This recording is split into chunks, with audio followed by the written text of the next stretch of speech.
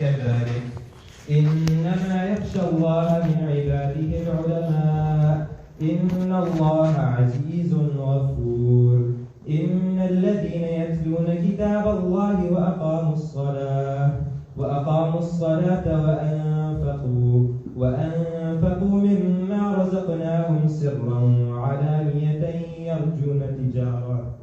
يرجون تجارة لن تبور ليوفيهم أجورهم ويزيدهم من فضله إنه غفور شكور والذي أوحينا إليك من الكتاب هو الحق مصدقا لما بين يديه إن الله بعباده لخبير بصير ثم أورثنا الكتاب الذين اصطفينا من عبادنا فمنهم ظالم لنفسه ومنهم مقتصد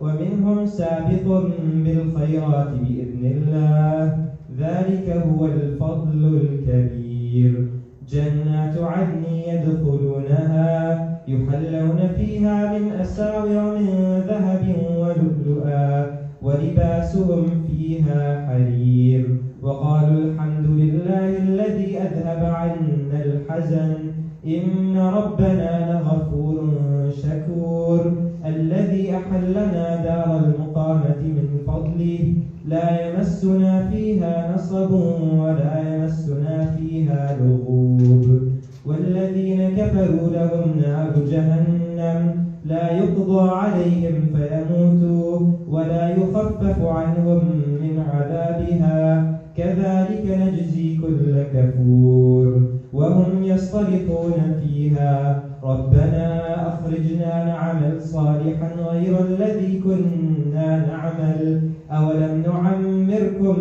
ما يتذكر فيه من تذكر وجاءكم النذير فذوقوا فما للظالمين من نصير.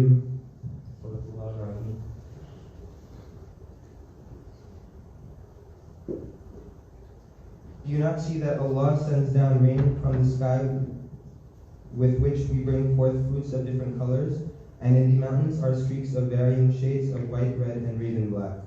Just as people, living beings, and cattle are of various colors as well, of Allah's servants only the knowledgeable of His might are truly in awe of Him. Allah is indeed Almighty, all-forgiving. Surely those who recite the book of Allah, establish prayer, and donate from what we have provided for them, secretly and openly, can hope for an exchange that will never fail, so that we will reward them in full and increase them out of His grace. He is truly all-forgiving, most appreciative. The book we have revealed to you, O Prophet, is the truth, confirming what came before it. Surely Allah is all-aware, all-seeing of His servants. Then we granted the book to those we have chosen from our servants. Some of them wrong themselves, some follow a middle course, and some are foremost in good deeds by Allah's will. That is truly the greatest bounty. They will enter the gardens of eternity, where they will be adorned with bracelets of gold and pearls, and their clothing will be silk. And they will say, Praise be to Allah, who has kept away from us all causes of sorrow.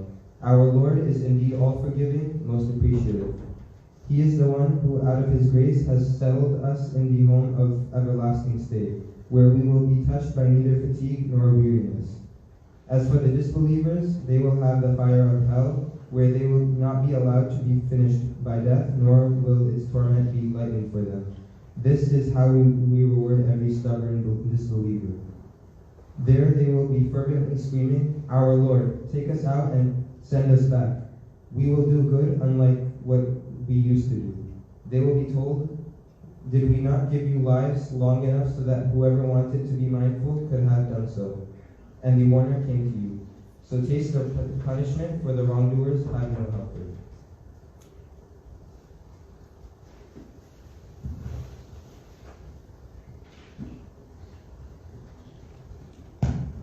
Next we'll have Harlan Swan come up and mention a bit about his purpose and Ghazali. Assalamu alaikum wa rahmatullahi wa barakatuh. Okay, so by the grace of Allah, we were able to open a new club this year called the Al-Ghazali Club. The goal of Al-Ghazali Club is to connect Rutgers students to local scholarship. We aim for students to be equipped with the required fard and knowledge which every Muslim should know. In doing so, Al-Ghazali Club offers various classes covering fundamental Islamic sciences that would include classes of Islamic theology, Aqidah, Islamic rulings, fiqh, and that is currently going on right now. We're having a fiqh class with Shaykh, which is on Wednesdays at 4 p.m. in Livingston Student Center. For any more details, you can ask me. And then we also have a class on Islamic spirituality as well as sisters classes. And these are just sisters only. For the sister classes. You can follow us at Rutgers Ghazali Club on Instagram for updates on classes. The links to the group WeChat are also in our bio. And if you have any other questions, you can reach out to me or any other board members. So now moving on to the MSA purpose. The purpose of the Rutgers University Muslim Student Association will be to provide all members of the Rutgers community with an understanding of Islam according to the Quran and the practices of the beloved Prophet Muhammad sallallahu alaihi wasallam. The Rutgers University Muslim Student Association is committed to the unity of all Muslims standing under the banner of La ilaha illallah Muhammadur Rasulullah. There is no God but Allah, and Muhammad is his final and last messenger.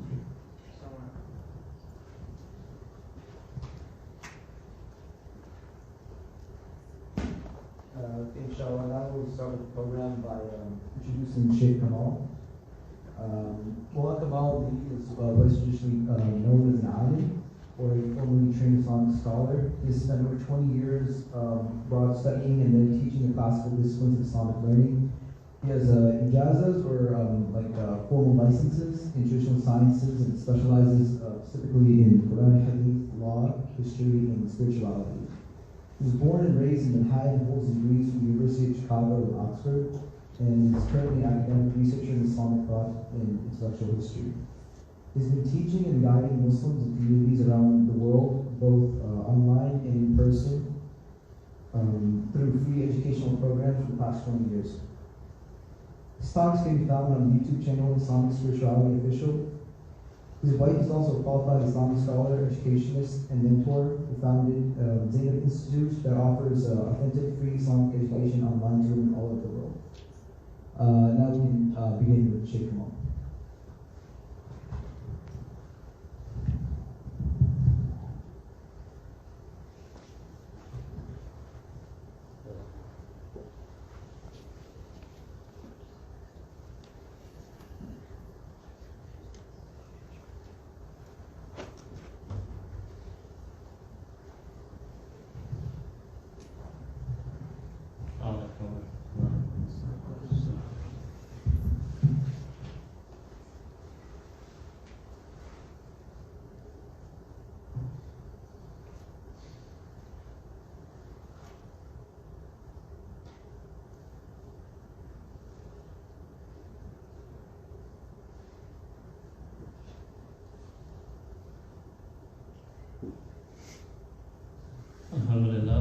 الحمد لله نحمده ونستعينه ونستغفره ونؤمن به ونتوكل عليه ونعوذ بالله من شرور أنفسنا ومن سيئات أعمالنا من يهده الله فلا مضل له ومن يضلل فلا هادي له ونشهد أن لا إله إلا الله وحده لا شريك له ونشهد أن سيدنا وسندنا محمدا عبده ورسوله أما بعد أعوذ بالله من الشيطان الرجيم بسم الله الرحمن الرحيم يا أيها الذين آمنوا كتب عليكم الصيام كما كتب على الذين من قبلكم لعلكم تتقون أياما معدودات صدق الله العظيم اللهم صل وسلم وبارك على عبدك ورسولك سيدنا محمد النبي الأمي وعلى آله وسلم تسليما.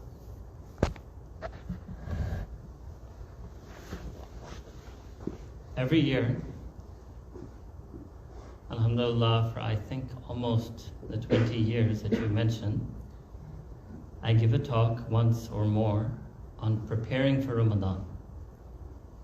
And every year I'm always amazed why this talk needs to be given.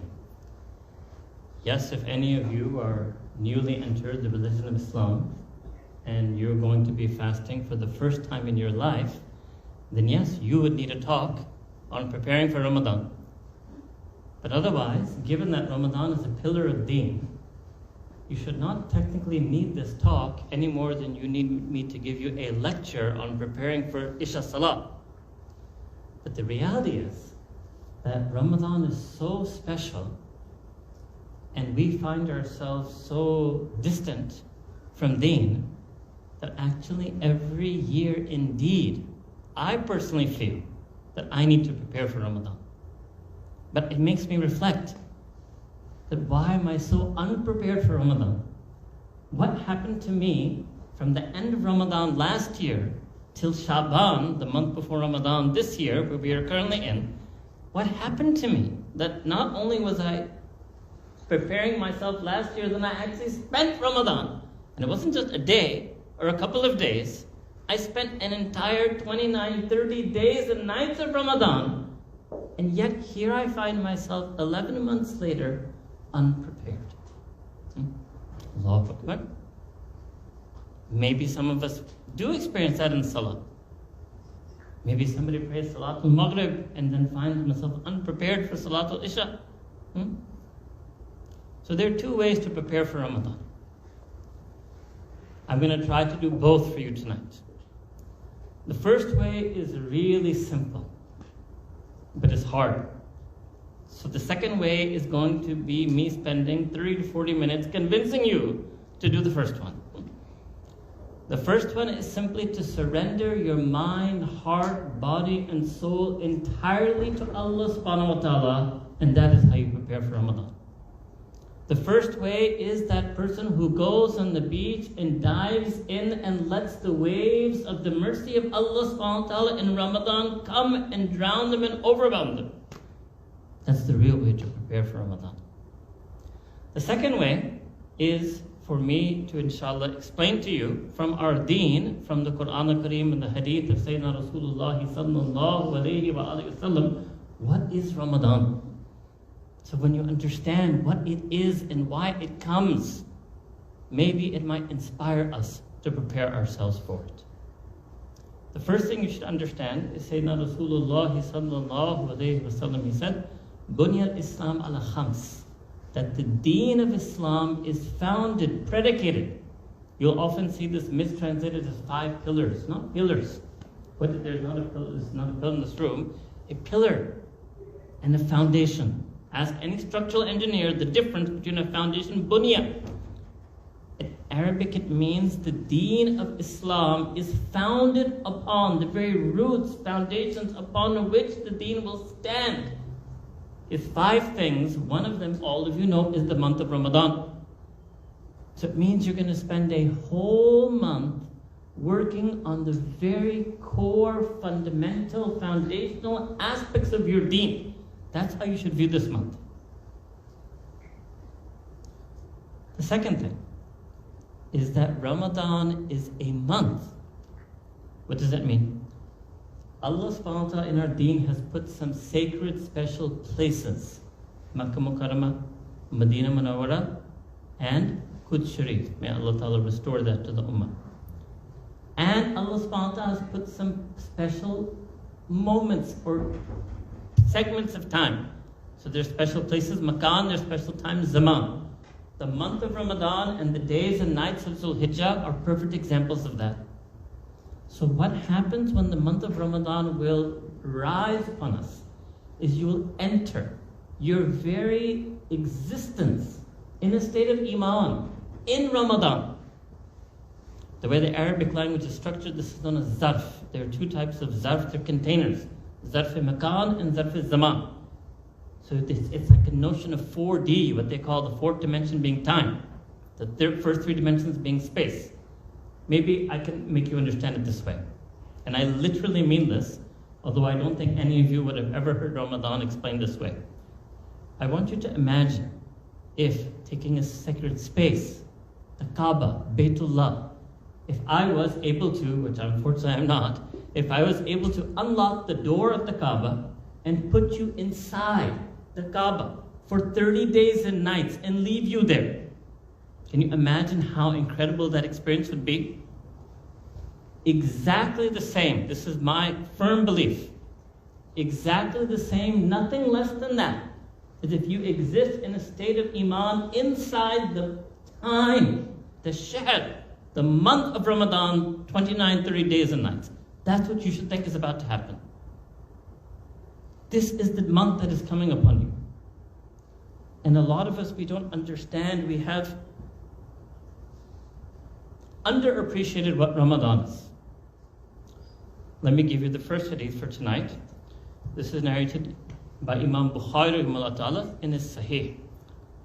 Sayyidina Abdullah bin Abbas narrates that Sayyidina Rasulullah sallallahu alayhi wa sallam said, Inna umratan fi Ramadana hajja ma'i. That to do umrah in the month of Ramadan is equal to doing hajj with me. This is what the Prophet ﷺ said. Why? The time, the effect of the container of this month.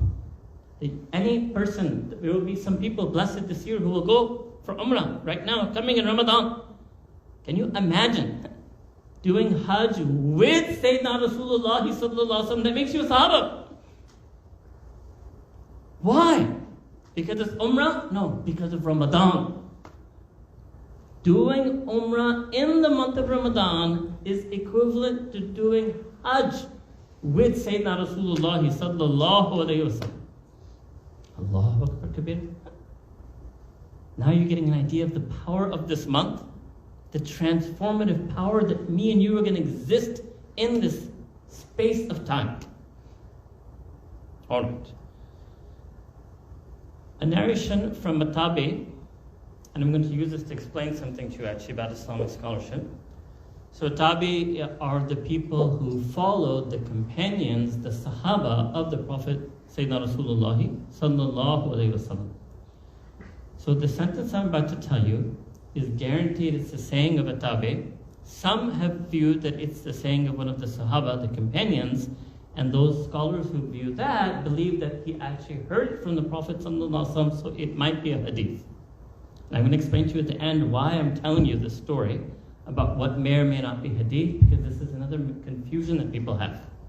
So what is the saying?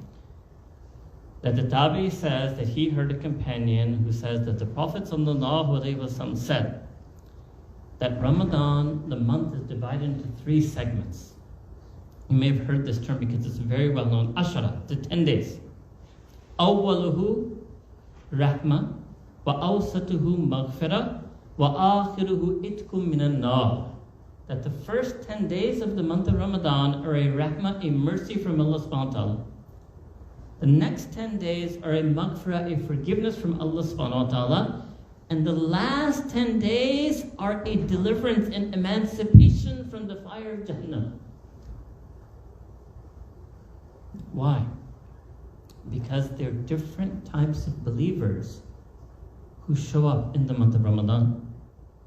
The first type of believer is the one who, mashallah, most of the year, they were practicing Islam.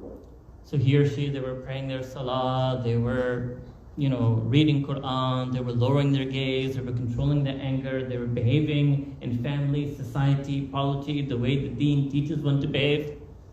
So when they show up in the month of Ramadan, awwaluhu, at the very outset, it's a rahmah, it's a mercy from Allah subhanahu wa ta'ala, where He accepts their good deeds and decrees for them a future life even further upon the deen. And there's a second type of believer. Second type of believer, now it's going to start sounding more familiar as I go. The second type of believer is so-so. Sometimes pray, sometimes miss prayer, sometimes pray all 5 for a few days, sometimes miss just Fajr, sometimes miss... I was told in a text message that you're talking to college students. Allahu Akbar, I don't even know what that means anymore. But I'm going to come back to this as well. All right? So, I don't know. You're gaming and you even miss Dhuhr and Asr because you're addicted to your video game. All right? Or sometimes lower their gaze, sometimes don't lower their gaze, sometimes control their anger, sometimes misbehave. They're so-so. Okay? So all they had to do was fast and stay away from sin in 10 days of Ramadan, وَأَوْسَتُهُ مَغْفِرَةً, and then Allah subhanahu wa ta'ala starts forgiving them in the middle of the month of Ramadan. And then there's a third type of believer, a very precious one, and I've seen this all over the world. They only show up in Ramadan. I'm not saying show up to your MSA, although that will also be there, or to the masjid, but that will also be there if you go to the masjid, right? In fact, that's where we see all the cute college kids showing up in their pajamas for Fajr Salah. Allahu Akbar. No, what I mean is the person, maybe they didn't pray at all year round. Maybe they were drinking alcohol on and off, or frequently, or on Fridays and Saturdays all year round. And A, B, C, D, E, F, G, any sin or haram or bad character trait you can think of. But Allahu Akbar, something happens to them. Allah subhanahu wa ta'ala's hidayah, the nur of His guidance comes to them, and they think, let me try this Ramadan. What does it mean? It means that they were a person who, had they died before Ramadan, they had earned and deserved to be punished by the fire of Jahannam because of the kind of life of depravity and vice that they were living. But they show up, and just for 20 days, they fast and they pray to Allah subhanahu wa ta'ala, they make tawbah, they turn to Allah subhanahu wa ta'ala. وَآخِرُ إِتْكُم مِّنَ النَّارِ. And the last 10 days, Allah subhanahu wa ta'ala starts taking their names out from the list of people who would have ended up in Jahannam, and instead puts their names in the people who would go to Jannah.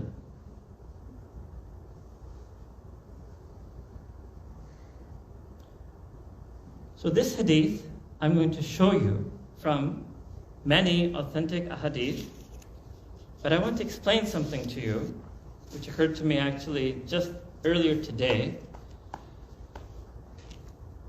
And I think it's important for you to understand about hadith. Or not. So I'm going to make up a story for you. It's a real story, but it's also, I have to fictionalize it as a historian. It's a real story, but we don't know who it is. And that's what I call the story of the first tabi. Who was the very first person who became a tabi, who entered this generation?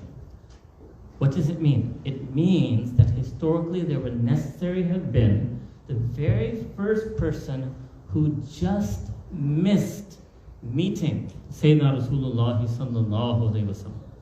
I want you to imagine the scene. And then you'll understand what I mean, that it historically necessarily must have happened.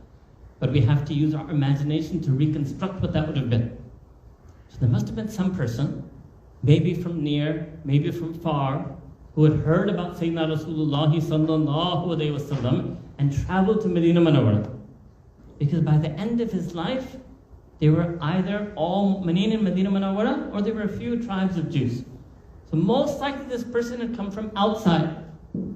And maybe they had met someone, maybe somebody in their tribe, their clan, their family who was Muslim, and they decided, I'm finally now, after who knows how long, I'm going to go to Medina Munawwara and accept Islam at the hands of the Prophet. And they arrived in Medina Munawwara, and what would they find? Everyone in Medina Munawwara is weeping. And they don't understand. They entered this town, everybody is bawling. And they go to one person and they say, look, I've come to accept Islam and meet Muhammad ibn Abdullah sallallahu alaihi wasallam. And the person hears them say this and they just start crying more. And they can't reply to them. He doesn't understand. And he goes to the next person, goes to the next person. He keeps going closer to Masjid Nabawi, enters Masjid Nabawi, reaches a place which is known as the place of Ashab al-Suffa. These people, special Sahaba who used to camp out right in front of the door of Sayyidina Rasulullah sallallahu alaihi wasallam's hujra, like Sayyidina Abu Hurairah radiallahu anhu. Maybe even he meets Sayyidina Abu Hurairah radiallahu anhu. And he says, look, I've come to accept Islam. And eventually somebody would have replied to him, what? You just missed him. Allahu Akbar Kabira. You just missed him. And then the person would start crying again. And the visitor would probably start crying. And then he would say, okay, did you see him? And the Sahabi would start crying and said, oh, did I see him? Did you learn from him? Oh, did I learn from him? And then you know what happened? That Tabi, grab him. Okay. Now, I missed him, but I'm not going to miss you. What you saw from him, you're going to show to me. What you learned from him, you're going to teach me. What do you think? Abu Hurairah brought out a notebook and said, here, take this, you're good to go. Hadith aren't just texts. Hadith was a life that Sayyidina Rasulullah practically taught and lived. You think when Sayyidina Rasulullah said the hadith, Kun fi dunya ka'annaka gharib aw wabl as-sabil, that be in this world like a stranger or a traveler on the path, Abu Hurairah wrote it down and said, I got it. If he did that and he went to the Prophet ﷺ, what would the Prophet ﷺ said? He said, put this paper away, what are you doing? I'm not teaching a dictation class. Don't bring me my sentence back on paper. Bring me a lived life. Bring me the life lived, such that you are a stranger in this world or you are a traveler on the path. Bring me that life. So when the Tabi grabs Sayyidina Abu Hurairah, it cannot just be about giving a text. So Abu Hurairah would say, you want me to show you what I saw in him? You want to learn from me what I learned from him? You will have to sit. Now you will have to be in my sohbah. You will have to live with me the way I lived with him. Those are the tabi'in who transmitted hadith. Not all tabi'in are like that. It's only all the sahaba who we say were virtuous. There were all types of people in the next generation. There's a very small number, if you were to study hadith properly, statistically, there's a very small number of people in that generation. There are women also, who were tabi'in, narrators of hadith. They dedicated their lives to associating with the Sahaba to learn these things. And it's because of their special sacrifice that the deen has been transmitted to you and me today. It's very easy to go online on Twitter and see a person write one line, right?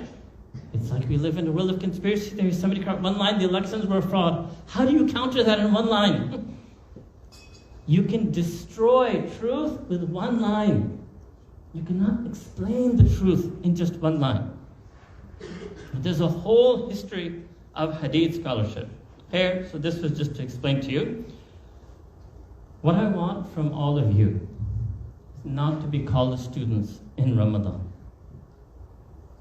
That I'm actually going to, with all due respect, violate the instructions sent to me on SMS that address them as college students.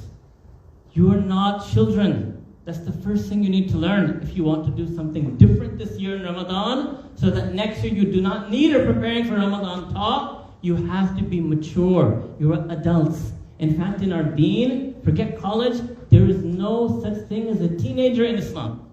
There's child and there's adult. Yes? At 12, 13, you become baligh, you become an adult. There is no such thing as teenager in Islam. Imam Shafi'i was writing fiqh and fatwa at 16. Muhammad bin Qasim, he conquered India for Islam at 17. And the 20-year-old Rutgers boy cannot even keep his dorm room clean. Allahu Akbar.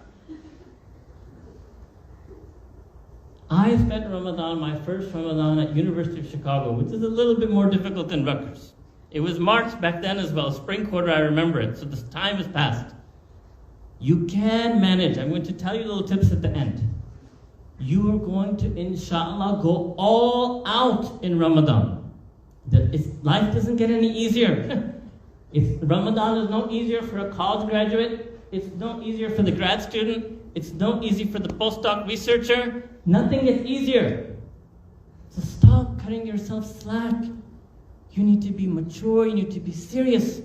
MashaAllah, look what you do in finals week. Look what you've achieved in your life already. Ramadan is 1 month where you will have an incredible golden opportunity to attain, to achieve. Remember what I told some of you when I came for Jummah, that you have a potential in you. You will cry if you do not realize your worldly potential. If you do not get the grades that you knew you could have gotten, you were capable of getting. If you do not make the contribution to society that you were capable of doing. When will you cry about not having the taqwa that you were capable of having? that you're not having the level of dhikr, remembrance of Allah Ta'ala that you're capable of having, that you're not able to pray salah as regular as you are capable of praying. Ramadan is the month of change. The Arabic word Ramadan, the root Ram Mim Dad, if you take another verb from this, another word, masdar from Babit Tafil, Tarmeed. Tarmeed means to sharpen the knife. Why do you sharpen a knife? Not to put it back in the drawer for the whole year. You sharpen a knife because you want to use it. Why does somebody send you on training for 1 month? Not that you come back to your job and go back to the way you were. No. After 1 month training, they will expect that your performance will go up. You should be radically changed after that 1 month corporate retreat. This is your intention for Ramadan. The power of Ramadan is it can, inshallah, put inside of us the very foundation's core of Iman and our deen. And yes, it might so happen that in this year may coincide with your spring break. Well, that's a good thing, or your midterms, or your finals, or your assignments. So be it. Allah subhanahu wa ta'ala will, inshallah ta'ala, put barakah in your time, but you and I should make intention that we're going to try to do as much as we can. Alright, now I'm going to explain to you the features of Ramadan. The first mistake people make is they call Ramadan the month of fasting. The first mistake people make is they call Ramadan the month of fasting. Fasting is the most basic, simple, primary aspect of this month of Ramadan. It's like referring to a huge mansion as the building with a closet. So let us listen now from Quran and Hadith how this month has been described. Allah subhanahu wa ta'ala said in Quran, "Shahr Ramadan alladhi unzila fihi al-Quran." The month of Ramadan is the month in which the Quran al-Kareem was revealed. So first thing is that Ramadan is the month of Quran. I don't have time to teach you everything I brought, I realized, but there are many hadith in which Sayyidina Rasulullah sallallahu alayhi wa sallam mentioned not just the Quran, but the Torah, the Injil, and the Zabur of Dawood alayhi salam were all revealed in this special time of Ramadan. What does it mean for you? What do we take from this, beyond just this theological understanding? Ramadan is a month where me and you should, inshallah ta'ala, connect with Quran. Ramadan is that special time when Allah Ta'ala chose to address His kalam, His wahi, His sacred divine speech and revelation to humanity. His sacred divine speech and revelation to the best of humanity, the Anbiya, Mursaleen, the prophets and messengers. So this is a month for you and me to connect to Quran. How does Allah Ta'ala describe it in this verse? Hudan lin-nas. The Quran al-Kareem is the guidance for all of humanity. Ramadan is the month of Quran. This is all in the same verse. That means Ramadan has a power of hidayah in it for all of humanity. It's not alladhina amanu mu'mineen, it's nas, all people. وَبَيِّنَاتٍ مِنَ الْهُدَى, and clear aspects of guidance. وَالْفُرْقَانِ, it will be when your heart will tell you what is right and wrong. Inshallah, you will see if you want to ask any question, is it okay to listen to music? Is it okay to watch movies? Is it okay to go to the party but not drink the alcoholic drink? Ask all these questions in Ramadan. You won't have to ask them to me, you will ask them to yourself. Because if you fast in the month of Ramadan, because it is the month of Quran, you will get this furqan. Furqan means the ability to distinguish the criteria between what is pure and sound and noble for you, and what is profane and foul and detrimental for you. Sayyidina Rasulullah sallallahu alayhi wa sallam said, ask your own heart. And that's why, mashallah, you will see so many believers, they will say, oh, it's Ramadan, don't do this. Huh? Oh, turn that off, brother, it's Ramadan. Oh, I'm not going to go there, it's Ramadan. Well, it's not just for Ramadan, right? But because you're fasting, you have a heightened spiritual awareness. You have a heightened inner conscience. Connect to that in the month of Ramadan. Learn lessons from that in the month of Ramadan. What is bad for your spiritual heart in Ramadan will be bad for your spiritual health outside after Ramadan. Recite Quran al-Kareem as much as you can. Again, long hadith, I will just summarize for you, also narrated by Imam Bukhari. The Sayyidina Rasulullah sallallahu alayhi wasallam recited the entire Quran to Angel Jibreel in the month of Ramadan, and the Angel Jibreel recited all of Quran to Nabi Kareem sallallahu alayhi wasallam in the month of Ramadan. However much you can, yes, according to your schedule, your business, no problem. But however much you can, and you can, how much surfing do you manage to do in 1 month? 30 days. If I could show you, you would be embarrassed. How much surfing can you do in 30 days? Answer that question. How much messaging, emailing, or your generation, whatever, what Instagramming, TikToking, everything that you do, how much can you do? Combine all of that. How much sports can you watch? How many car websites? You don't even have the money to buy the car. How many car websites can you look at? How many models? They know everything. They know everything about every model. This is the XE and the SE and the DE and the DL and the... Allahu Akbar. Fakir ke paas to paise hai nahi, khareed bhi nahi sakta. Huh? Allahu Akbar. How much do you do? So this is now the intense thing that I'm not supposed to tell you apparently because you're college students and I'm supposed to be soft on you. So this is the intense thing. Allah subhanahu wa ta'ala in Surah Al-Mu'minun describes and defines the attributes of believers at the end. What does he say? وَهُمْ عَنِ اللَّغْوِ مُعْرِضُونَ. Lagh is an Arabic word. It means fudul. It means all futile, pointless, distraction, activity. Allah Ta'ala says in the Quran, وَلَا تَكُمْ مِنَ الْغَافِلِينَ. And don't you dare, you need to know how to translate Quran. وَلَا تَكُمْ مِنَ الْغَافِلِينَ. And don't you dare for even 1 second let yourself be heedless like the people who were heedless. That's called ghafla. Lagh and ghafla. If you state Deen does not want the time from your studies or your work, the Deen wants to reclaim its right, its absolute fundamental right on the time that we give to love and ghafla, to futile, pointless things in the name of recreation and pastime and relaxation. What did Allah subhanahu wa ta'ala say is relaxation in Quran? Ala bi dhikrillahi tatma'innul qulub. That no, indeed, that only and only bi dhikrillahi tatma'innul qulub. This is a feature of Arabic grammar known as asr. Only and only in the remembrance of Allah subhanahu wa ta'ala will the true hearts in you, not your nafs, not your mind, your true heart will only find itminan, serenity, contentment, tranquility in the remembrance of Allah subhanahu wa ta'ala. And you will feel it in Ramadan. These 30 days, inshallah, will pass so slow, your whole concept of time itself will change. These 11 months pass by so fast, and inshallah, if you spend Ramadan properly, you will see those 30 days will go so slow. You will realize to try to stay away from as many extraneous, extra, optional things. And try to give that time to reading, reciting Quran al-Kareem. Recite the words of Quran, even if you don't know what it means. Sayyidina Rasulullah sallallahu alaihi wasallam said in hadith, also in Imam Bukhari, for every letter you get 10 rewards.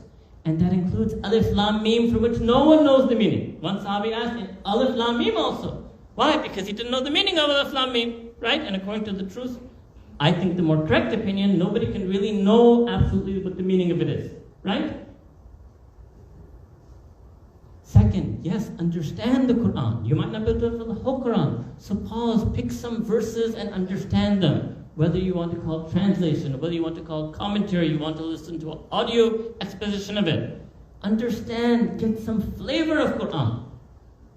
What is your go-to verse when you sin? What is your go-to verse when you're sad?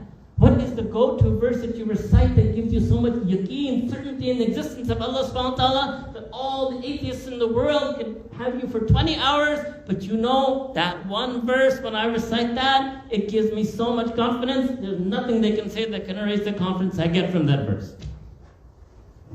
Explore the Quran al-Kareem in the month of Ramadan. Circle it. You can mark it up. Circle verses that touch you.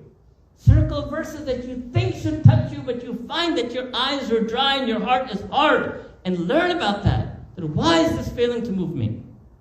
Why do I hear about how much Allah Ta'ala loves the believers and doesn't put a longing in my heart to love Him? Why do I hear about the punishment of Jahannam and it doesn't put a fear in my heart? Circle it. Mark it up. Have you marked up every other reading, JSTOR article, Kinko's, I don't know what you have now, online packet, PDF in the world? Is it only one text in your life that you have not marked up and looked at and analyzed and pondered over? Which was the text to be understood and pondered over? Which are the names of Allah subhanahu wa ta'ala that you make dua to? Allah subhanahu wa ta'ala said in Quran al-Karim, Lillahi al-asma'ul husna fad'uhu biha. That to Allah subhanahu wa ta'ala belong the infinitely beautiful names. Make dua, fad'uhu. Make dua to Him biha, by means of those names. And it's not just to download some litany and say all 99 in one shot. You could do that. Stop a little bit. Reflect. What is the name? If you don't even know the meanings of the names, how are you going to become? How can you become Abdul Shakur and Abdul Jabbar? How can you become Abdul Rahman and Abdul Rahim if you don't even know the difference between Rahman and Rahim? It's not possible. So okay, pick few verses, few words, few names of Allah subhanahu wa ta'ala, some du'as in Quran. The du'as, and most of the du'as in Quran, by the way, are the du'as of who? Of the Anbiya alayhi salam ajmain. The greatest lovers of Allah subhanahu wa ta'ala, the greatest knowers of Allah subhanahu wa ta'ala. How did they talk to Allah subhanahu wa ta'ala? You need to ride on that wave. Okay, fine, maybe you cannot learn all the du'as. Although that's not that difficult. And you'll find even many durus on Quranic du'as. Pick one, two, few. So these I'm giving you a few ways that you can, inshallah ta'ala, connect with Quran. So one hadith I'm going to give you on this is Sayyidina Rasulullah sallallahu alaihi wasallam. This is narrated by Imam Ahmad rahimahullah ta'ala, who is from the Taba'i Tabi'in, that fasting and the Quran, the Prophet sallallahu alaihi wasallam said that fasting and the Quran will intercede with Allah subhanahu wa ta'ala on behalf of the believer on the Day of Judgment. The fast will, so to speak, say, as if it is given voice, Ya Rabbi, that, oh my Rabb, I prevented him from food and him and her from their food and desires during the day, so accept my shafaat for them. Every fast you fast is going to stand on your side and speak on your behalf to Allah subhanahu wa ta'ala. And the Quran will say, same one hadith, so this shows you the connection between fasting and the Quran. And the Quran will say, so to speak, oh my Rabb, I prevented him from sleeping at night. This is known as Salatul Taraweeh. This is known as Qiyamul Layl. I prevented him from sleeping by night. So accept my shafa for him. So try to pray some salah at night. Okay, so first, Ramadan was the month of Quran. Second, Ramadan is the month of forgiveness, the month of maghfirah. I already told you about the 3 sets of 10 days.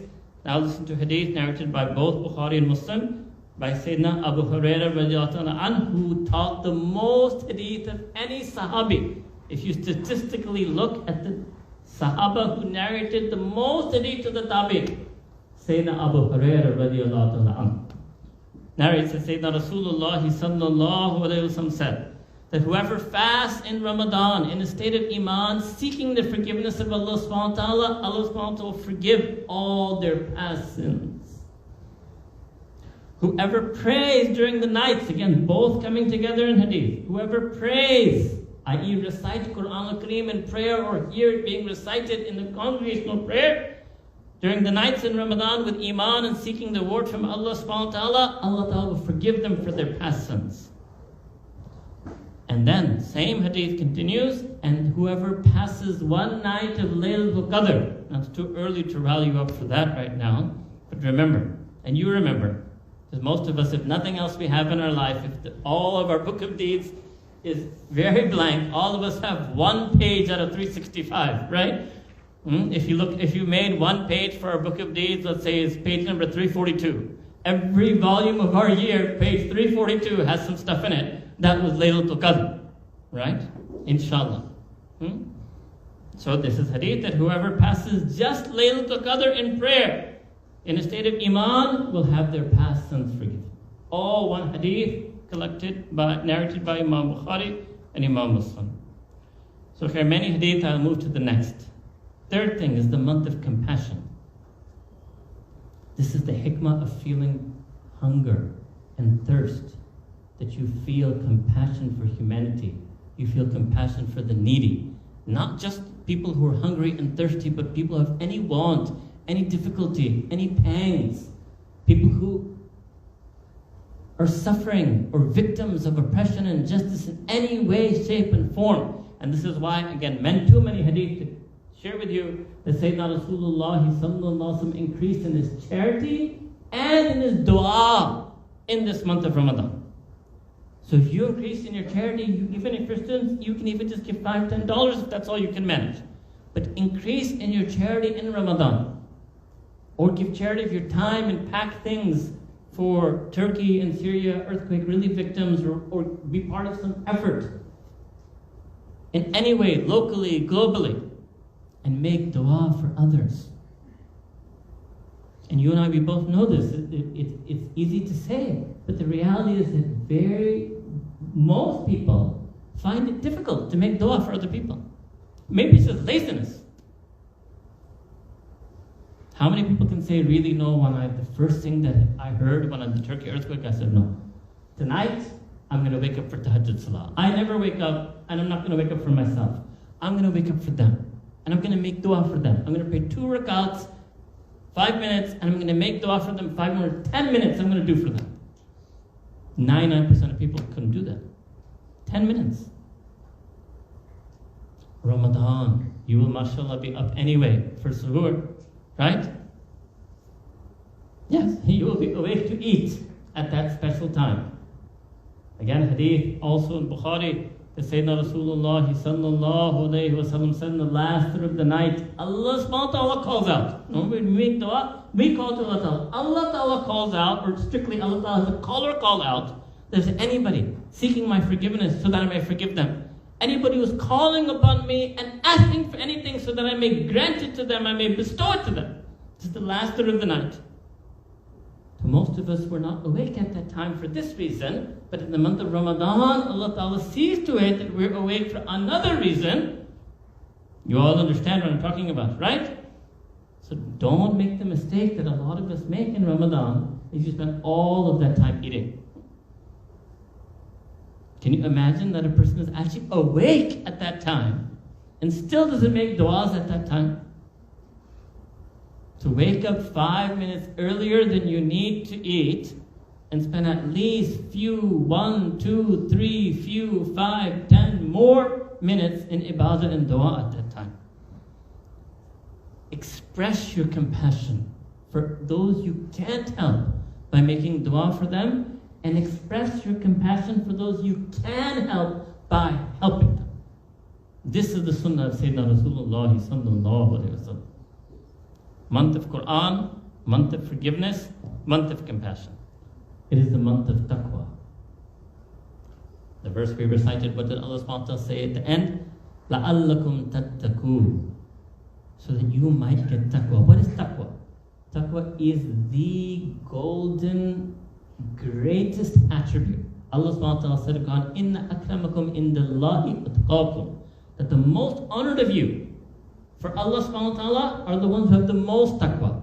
The most taqwa you can get is in the month of Ramadan. So what it means is that it's not just about staying away from food and drink. Stay away from the things that Allah ta'ala has prohibited. It also means that the very act of fasting is an act of taqwa. Because what are you showing? You're showing to yourself. You're showing to your nafs. That look, for the sake of my Allah subhanahu wa ta'ala, I can stay away from permissible things, which is eating and drinking. You're telling your nafs, all 11 months, oh nafs, you made me do haram things.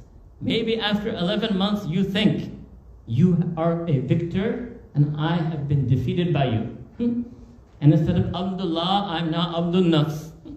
But now Ramadan has come, and just you watch. I'm going to show you. But forget prohibited things. Eating and drinking, which is otherwise perfectly permissible. I can leave that for Allah subhanahu wa ta'ala.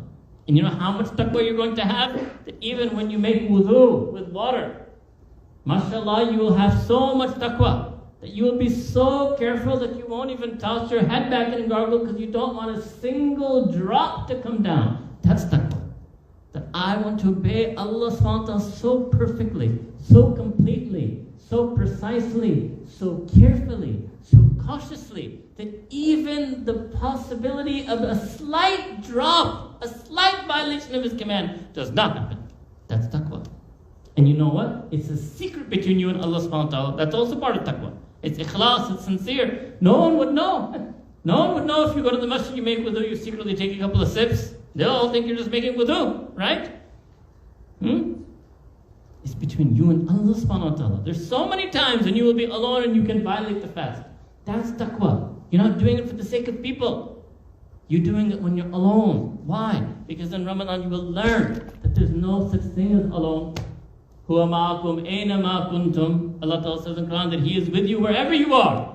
You're never alone. You can only be alone from creation. When you're alone from creation, listen to the way I explain it to you. When you're alone from creation, it means you are one-on-one with Allah. That's what it means.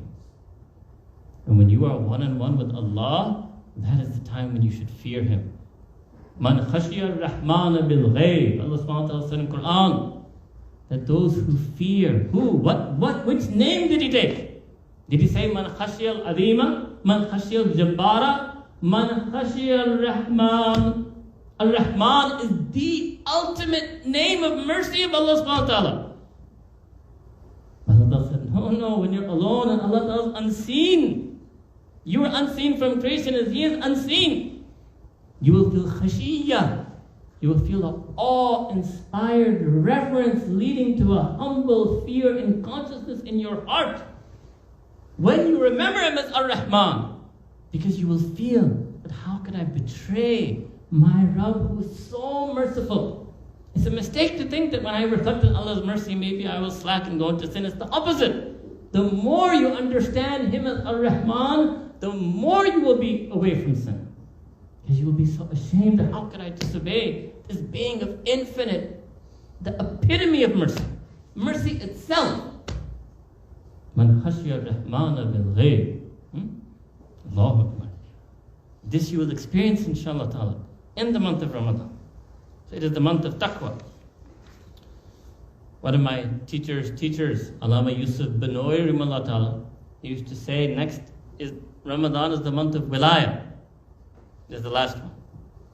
Ramadan is the month of wilayah. Why? Because Allah subhanahu wa ta'ala said in Quran al-Kareem, In awliya'ahu illa al-muttaqun, that none other than the people of taqwa are the awliya, the wali, the friends of Allah subhanahu wa ta'ala. So yes, Ramadan is the month of fasting, but the fasting is a means, it's not the end. That's what I meant, that when we call Ramadan the month of fasting, if all we do in Ramadan is change our eating times and change our menu. That's what for a lot of people Ramadan is. They just take out the menu. We all know what the menu is, right? Samosa, fruit chaat, rafza, if you're from that part of the world, I don't know exactly what it is for the Arab brothers, but I'm sure they have the menu, right? That's not what Ramadan is.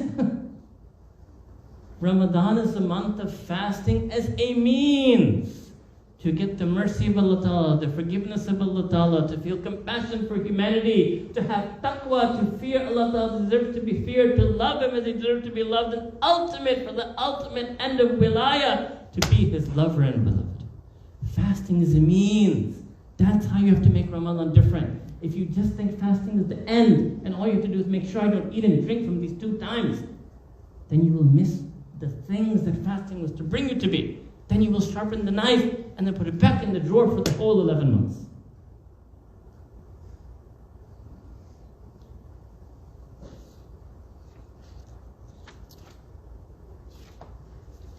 I will stop here. I'll email you the notes, inshallah. Or I'll share the notes so you can share it with each other. And there's a longer version of this talk probably on the channel, because there's 12 more things. So, but it's that's better if you're actually already in Ramadan. Actually, I brought everything today because, you know, in our traditional cultures in the Muslim world, when you have a guest, I'm the host, you're the guest. So when you have a guest and you don't know if the guest is going to come back, what do? We prepare 20 dishes and we try to feed them everything we can because you don't know if we're going to see them again. So I'm a turtle, I rarely come out of my shell. You people are way too young for me, right? And they say I'm too intense for the youth. Allahu Akbar. So I said, okay, I probably only see them once. I brought the whole 20 dishes. But Abu Bakr, I'm thinking that maybe we should stop. I will send it to you, inshallah. Or if you like what you heard so far, and there are many other people you can listen to, but if you want to hear the complete, I would say wait until you start 2-3 days of Ramadan, and then listen to the rest.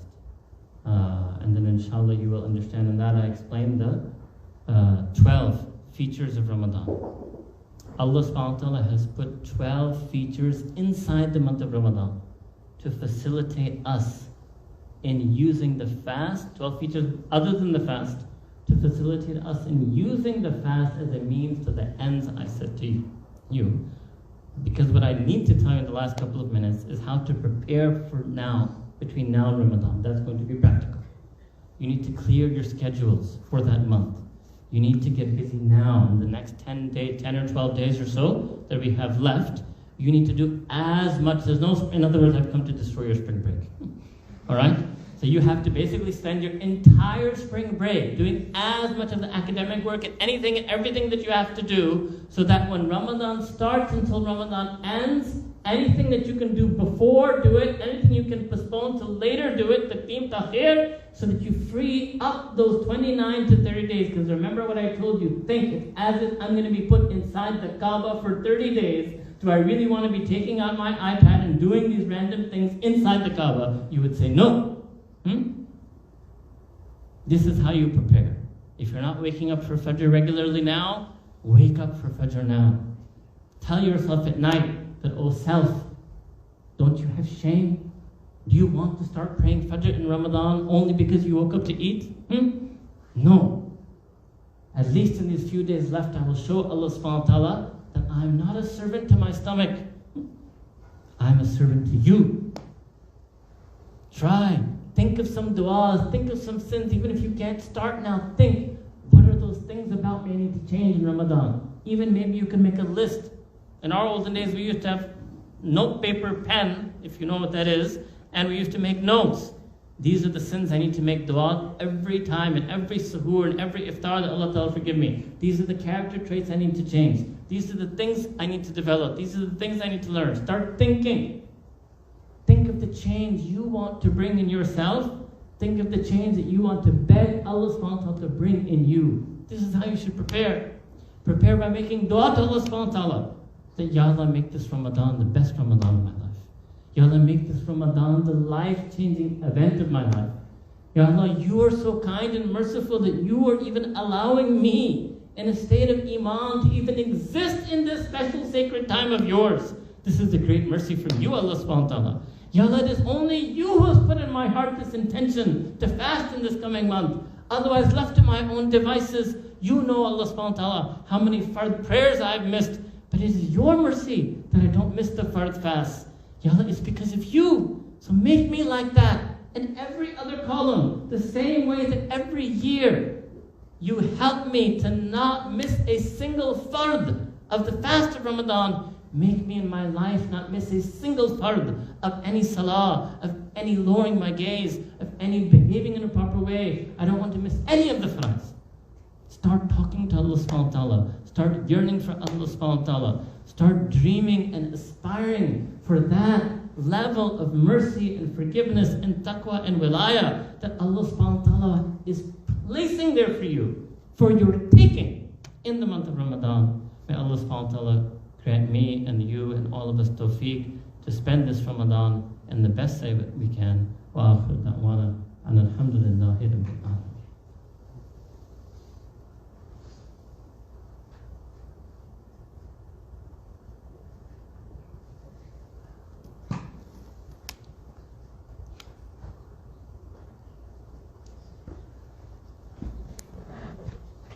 Yeah, inshallah, we're going to do some Q&A. So there's some questions from the forum. So the first question is, what are some signs that our Ramadan has been accepted?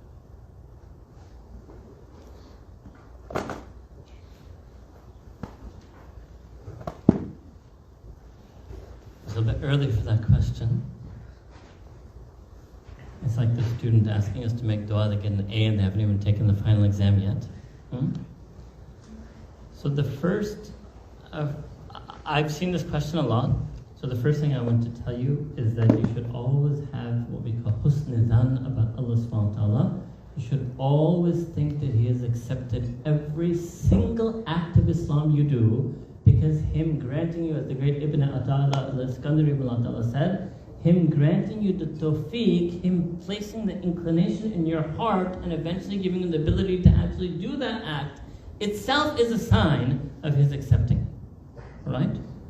So the very fact that you can fast, if you're asking about the fast, every Maghrib you should feel that Allah Ta'ala accepted my fast for today, with yaqeen. If I were to change the question and say that how do I know if Ramadan has successfully changed my life, that test is going to be in Shawwal. And some people, they fail that test within 72 hours. Literally. Some people fail it on Eid day.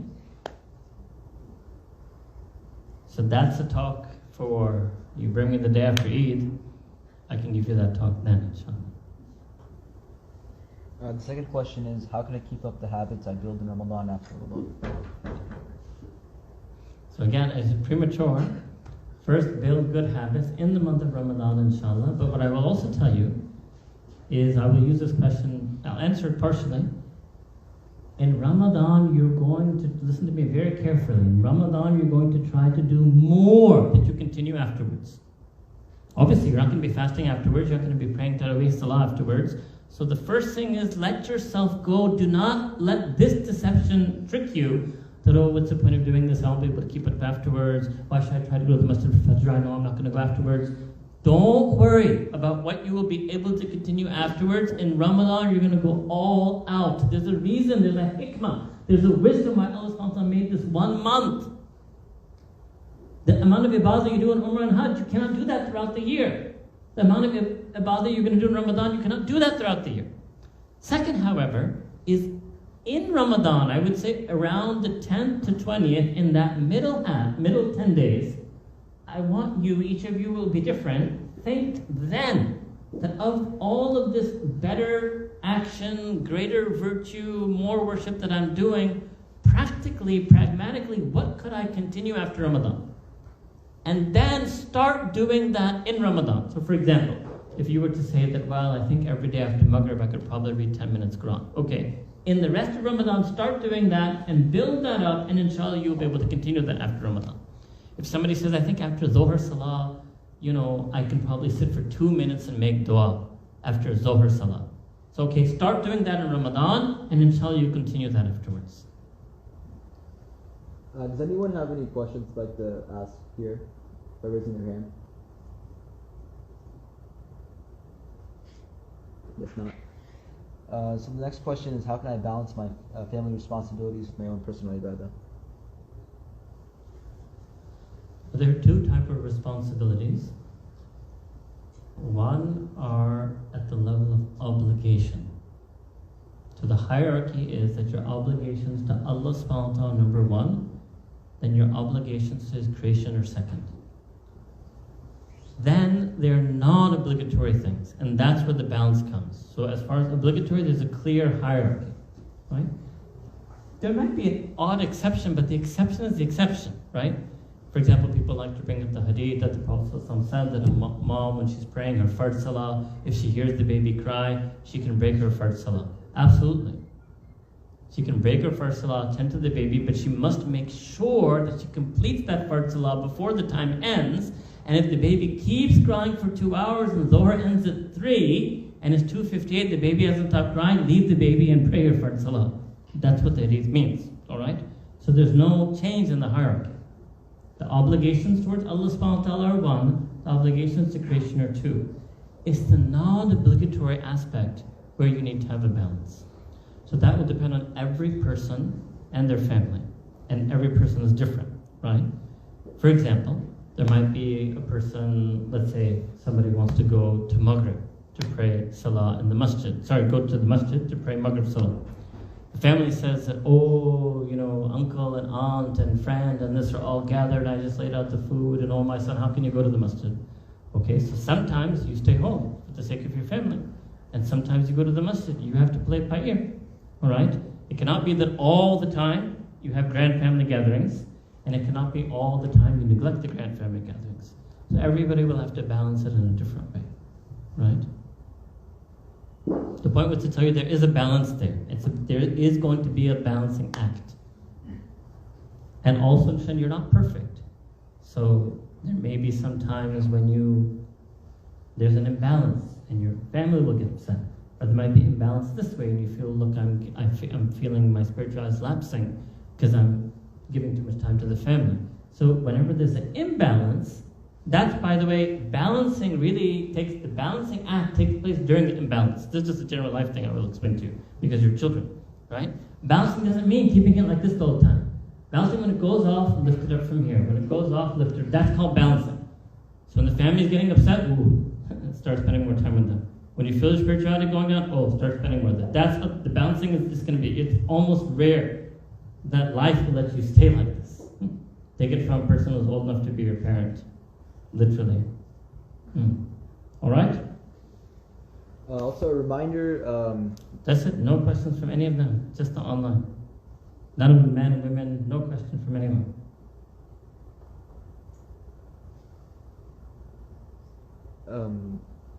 So the next question is, how can we maintain the habits we've made in Ramadan after the month is over? Allahu Akbar. Same question as before. Maybe, yes. Similar question. Inshallah, towards the end of Ramadan, the last 10 days, what your worry should be is what we call kubuliyya. That will my actions be accepted? It's in the last 10 days and those special nights especially, which are all 5, 21, 23, 25, 27, 29, all 5. How many all-nighters have you pulled for this world? Can you not pull 5? 5 out of 5 all-nighters, inshallah. Don't put all your hopes on the 27th only, all right? And in those nights, inshallah, that's one of the special things you make on those du'as you make on those last odd nights, is that may Allah Ta'ala keep me on this. You gave me a taste of, you were right, la'allakum tattaqoon. By then you will feel it experientially. What happens basically in Ramadan, Allah Ta'ala gives you a free sample of taqwa. And after Ramadan, you're going to have to pay for it. That's how it is. You're going to have to earn it. There's not going to be the MSA iftar, the community. There's not going to be that feeling of fasting. There's not going to be that excitement in the masjid. There's not going to be the huge tarawih prayer, right? So basically in Ramadan, you get a free sample. 30 days, you'll get a look behind the scenes of what life would be like if you were from the muttaqeen. You know, there are very few people in my life I've met like this, maybe 2, 3 people in my whole life. And I'm not one of them, and I don't say that with artificial, but I say as a matter of fact. I have met 2, 3 people in my life that outside Ramadan and inside Ramadan, there's no difference. Because they actually truly live their entire year completely dedicated to Allah subhanahu wa ta'ala and serving His deen. And literally the only difference I can see in their Ramadan and outside Ramadan is that in this month they happen to be fasting and they pray this congregational prayer called Tarawih at night. The rest, it's already all there. All the tahajjud, all the du'as, all the Quran, all the ibadats, all there. So it's very rare. Me and you aren't going to be like that this year. Illa mashallah, right? Unless some of you miraculously pull a miracle, right? But even if you can't do it, you should never stop wanting it. So even if you know, let's say I would say about myself, I know with absolute certainty I won't be able to maintain that level. I'm still going to make dua to Allah Ta'ala crying like anything on those 5 odd nights to Allah Ta'ala keep me at this level.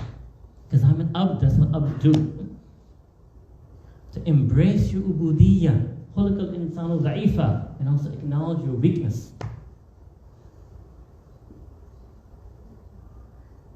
For those who don't know, the form to ask questions on the MSA group chats. The next question is, how do we maintain our efforts if family members are not being a good influence?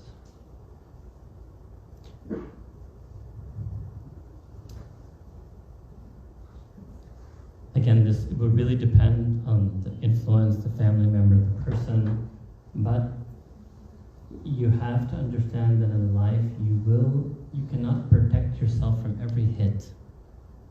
So let's say you have a family member. Let's say, first of all, I would say first critically assess that and try to resolve the situation in the way that the family member truly loves you sincerely. But let's just hypothesize, because there are actual cases like this, where the family member is maybe, let's say, from a very secular background or had some unfortunate, bitter experiences in their own life that made them bitter towards religion, or they seem to think that you are being too religious, whatever the case may be, and they're actually actively, dynamically, intentionally trying to restrict you in your pursuit of deen. All right? So if it really is that wall, then you walk as far as you can, and then when you stop, and when they're the obstacle, then you turn to Allah subhanahu wa ta'ala and you make dua. That's it.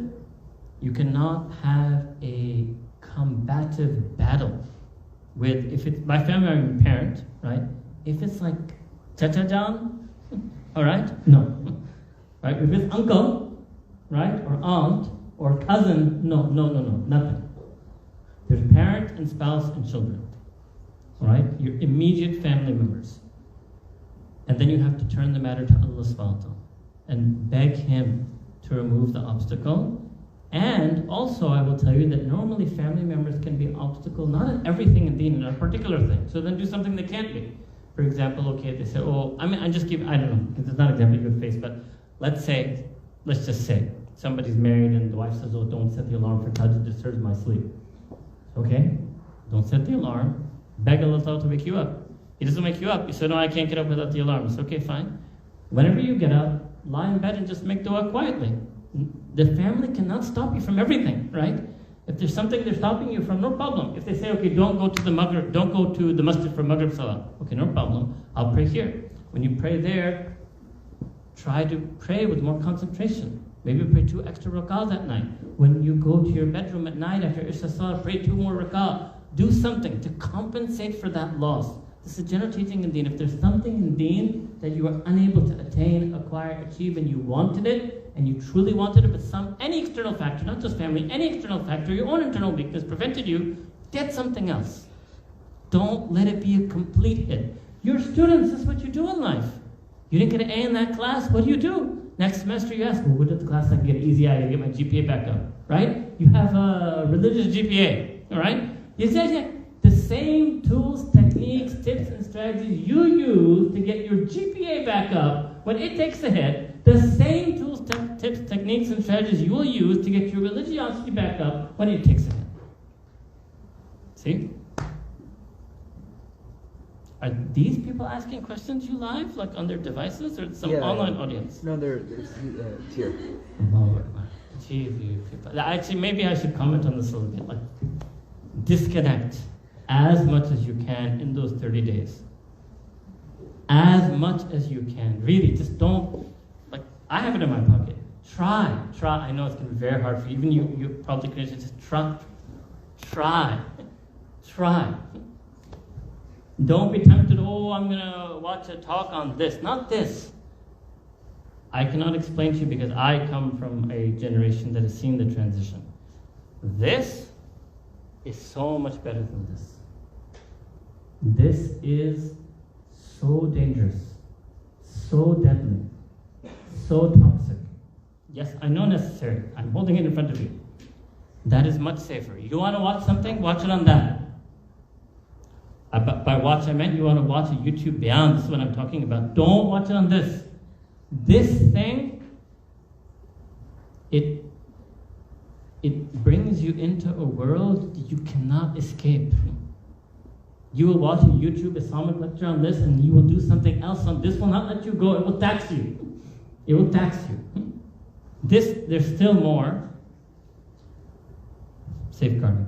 Yes. I'm still waiting for one of you to ask me the golden question. Is that how you utilize Ramadan? Huh? Is that how you utilize Ramadan? Can I ask myself a question? Can I cheat? I can text it to you if you want me to. Sure. Huh? Sure. I want to ask myself a question. I'm just going to read off the 12 features to you. I'm not going to give you the explanation. I'm not going to recite you the deed. Number 1, gates and pathways leading to heaven are open, and gates and pathways leading to hell are closed. Number 2, Shaitan himself is chained. Number 3, fasting helps you discipline your nafs. There are 2 reasons why you sin, Shaitan and nafs. One of them is chained, the other one Allah Ta'ala disciplines through the fast. Number 4, there's a great reward for a fast itself that Allah Ta'ala himself will give on the Day of Judgment. Number 5, that every fard act you do in Ramadan will equal 70 fard acts. So if you don't pray Fajr all year long and you pray 30 Fajr in Ramadan, do the math. Okay? If you don't, every non-fard, number 6, every non-fard will equal a fard. By the way, fard isn't just praying. If you were supposed to smile at your mom and you didn't, and you smile at her in Ramadan, it will be as if you smiled at her 70 times. Oh. Alright? Number 7, the du'as will be accepted as they are all year at the last third of the night when you wake up for suhoor. But number 8, it comes in a date that the du'as are accepted the time you break fast. So make sure you say some du'a at the time of breaking fast. Number 9 is about Taraweeh. One hadith I have to recite to you because it will make your life easier. إِنَّهُ مَنْ قَامَ مَعَ الْإِمَامِ حَتَّى يَنْصَرِفْ كُتِبَ لَهُ قِيَامُ اللَّيْلِ. This is narrated in Tirmidhi that whoever stands with the Imam and Taraweeh until the Imam completes, it will be written for him that they did Qiyam al-Layl. So even if you have, I was going to say don't quote me on this, but you could quote me on it, but only as and when needed. Like I'm giving you a little shortcut. Even if you have super short express Tarawih, as long as you stay in that super short express Tarawih until the Imam ends it, you get Qiyam al-Layl. Okay? I don't know what number that was. That was 9. Number 10 is Itikaf, which is possible to do even not for all 10 days. That's Sunnah, and you could do part of it. Number 11 is Laylatul Qadr. Number 12 is the night before Eid. Number 13 is Eid day itself. And number 14 are the 6 days of Shawwal. Fasting 6 days in Shawwal. 14 features. All right, now I think we call it a night. We can take one more question if you want to. Let me see what's here. How do you make yourself be honest with yourself and recognize your weakness without making excuses for yourself? In other words, how do you humble your nafs enough to maintain control over it and improve yourself? No, actually, I don't accept the question. This is what I mean by being mature. It's not whoever asked the question, I'm not picking on you, but I'm not giving an intense answer to you or questioner. I just want to take this opportunity to intensely explain something. You cannot deceive yourself. You cannot be dishonest with yourself. We have to just accept that there's something called laziness, procrastination. This is also rampant viruses in the college population, right? Even at my time. Now, Allahu Akbar, so you just have to call it what it is. Call it what it is. And Allah subhanahu wa ta'ala is blessing you in this time of Ramadan. Look, I'll give you an example. People who go to pray Taraweeh on the first night of Ramadan, they haven't even fasted yet. The fast is the next day, right? And they stand for 1 hour to 1.5 hours in Salah. Where did they get the power to do that? Just being alive in a state of Iman for 1 hour between Maghrib and Isha, the dawn of Ramadan 1, with the niyyah, the intention to fast the next day. Just that will give you the power to all of a sudden pray Taraweeh for 1.5 hours. If that's the start of Ramadan, can you imagine how much Allah subhanahu wa ta'ala is going to bestow as those 30 days unfold? So give yourself, that's what I said. The answer to this is the first way to prepare for Ramadan. Just surrender yourself to this incredible, overwhelming wave that is called the month of Ramadan. Surrender yourself. Don't try to fix yourself, understand yourself, know yourself, discipline yourself. No, surrender yourself to Allah subhanahu wa ta'ala. This is a Western, not even a Western, just a non-Islamic. It's in many non-Western cultures as well. this glorified notion of the self. This is itself glorifying and valoring it, that it needs to be understood. Know thyself, and understand thyself, and discipline thyself. We are people of surrender. That's also one important aspect of Islam. Submission, and it's also surrender. This act of submission is surrendering yourself.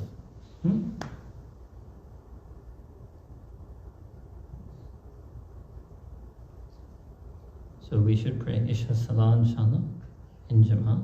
Yes, here? Here, but there's expect announcements right now. There's some MSA MSA announcements. Yeah, right now. Yeah.